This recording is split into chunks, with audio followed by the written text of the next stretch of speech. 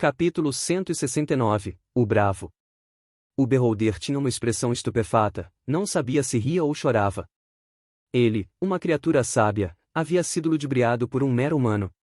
Fernando pegou uma poção de cura e jogou-a em direção à criatura. Inicialmente tinha ficado duvidoso a respeito da tal matriz de contrato, mas agora sentia uma certa conexão entre ele mesmo e o Beholder. Apesar de não ter certeza dos efeitos, havia uma sensação intrínseca de que a criatura não poderia traí-lo. Beba isso e levante-se. Aliás, como você se chama? Ponto. Fernando perguntou, achou muito incômodo se referir a ele como isso. O Beholder agarrou a poção com um dos tentáculos, sem pensar muito jogou o frasco em direção à boca e o engoliu inteiro. Meu nome é Bracas, senhor. A criatura falou de forma obediente, agora que havia assinado o contrato de vassalo, não havia como enganar o jovem humano. Entendo, Bracas, restaure meu amigo ao normal. Fernando falou, olhando para Simon. Sim, senhor. O Beholder, apesar de ainda ferido, pareceu ganhar alguma força depois de beber a poção. Então flutuou em direção a Simon, que andava aleatoriamente pela caverna. Enquanto via isso, Fernando tinha um rosto pensativo. Não sabia o que fazer com Bracas. Se o levasse para fora nesse momento, todo o esquadrão se assustaria. E se algum aliado visse, poderia acabar considerando o Esquadrão Zero como um inimigo. Com um rosto frio, ele decidiu-se, se manter a criatura fosse prejudicial, ele o mataria. Como se sentisse algo, alguns dos olhos do Beholder voltaram-se para Fernando. Vendo seu olhar frio, Bracas tremeu. Sua vida estava nas mãos desse jovem humano. Se ele não mostrasse serventia, temia que as coisas não acabariam bem para si. Senhor, você parece aflito, nós Beholders somos conhecidos por nossa sabedoria, talvez eu possa ajudá-lo. Fernando ouviu isso com um rosto sereno. Você ouviu o que eu disse antes, pense em algo a respeito. Mesmo que tenha assinado esse contrato comigo, não significa que vou mantê-lo vivo se minha vida ficar em risco por causa disso. Ouvindo isso, Bracas tremeu, sua suposição de que algo não estava bem estava certa. O jovem humano havia dito antes que seus aliados estavam por perto e obviamente poderiam vê-lo como um inimigo devido à sua presença. Fernando ficou enojado quando viu a criatura fazer uma careta enquanto pensava. Ele já o achava feio, com essa expressão havia ficado pior. O grande olho do Beholder se abriu, como se tivesse tido uma grande ideia. Então cuspiu algo de seu olho. Senhor, podemos usar isso.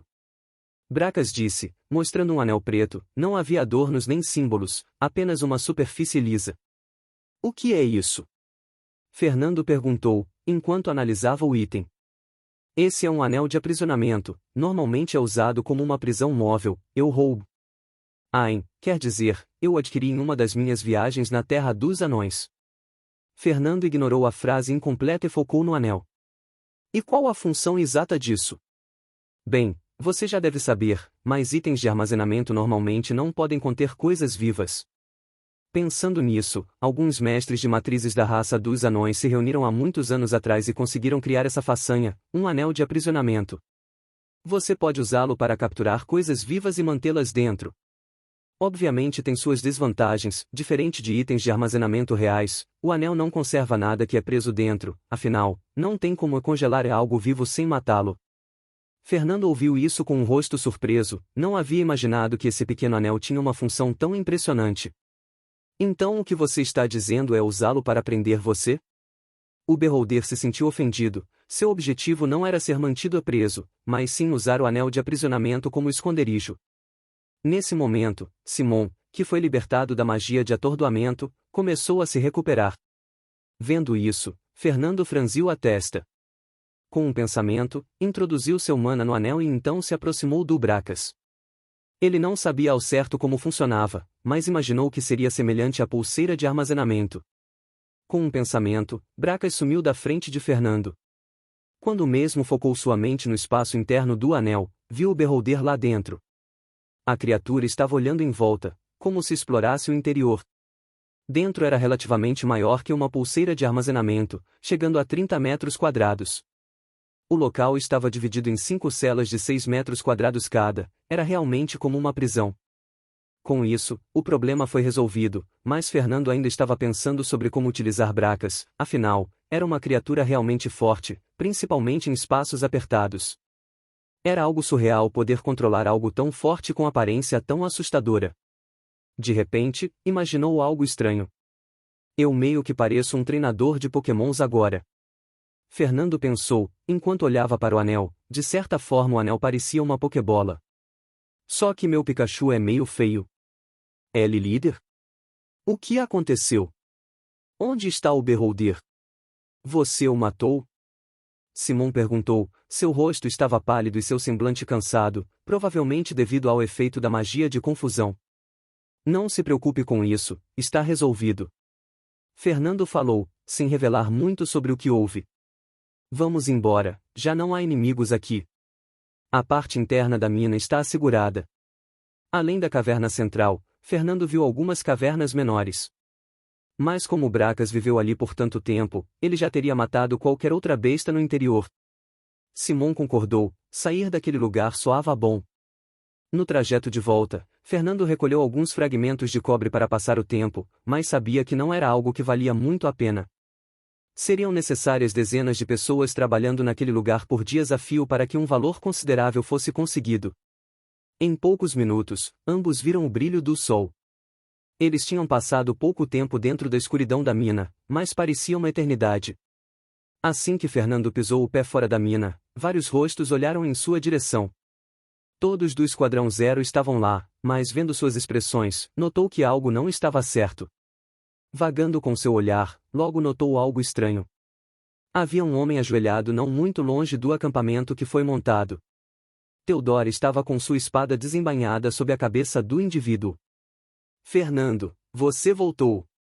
Carol falou, com um rosto preocupado. O que está acontecendo aqui?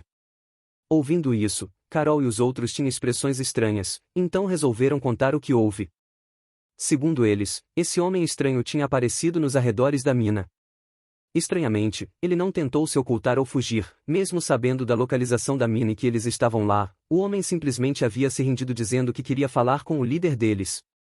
Desde então o sujeito ficou imóvel, sem conversar com ninguém, aguardando-o. Depois de entender a situação, Fernando assentiu. Então caminhou em direção ao sujeito. Era um homem magro, com cabelo loiro cacheado, amarrado atrás como um rabo de cavalo. Era um sujeito com uma aparência deslumbrante, de relance poderia facilmente ser um modelo, isso é, se não fosse seu nariz gigante. Quando o homem loiro viu Fernando se aproximando, levantou seu rosto. Presumo que você seja o líder desse pequeno esquadrão. E disse, olhando Fernando nos olhos. Theodora franziu a testa ao ver isso, encostando a espada na nuca do mesmo. Desculpe, líder, não consegui arrancar nenhuma informação dele. Claro, se você me permitir, posso usar alguns métodos, Theodora disse, com um sorriso amedrontador. Fernando sentiu um arrepio ao ver aquele sorriso, não queria imaginar que tipo de métodos seriam. Sim, meu nome é Fernando Nobrega, cabo, quem seria você? Essa mina foi reivindicada pela 13ª guarnição.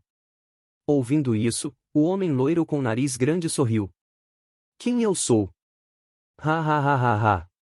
Depois de dar uma gargalhada, o homem levantou-se. Os olhos de Theodora ficaram afiados, ela planejava decapitar o sujeito ali mesmo, mas foi impedida por Fernando, que acenou com a mão.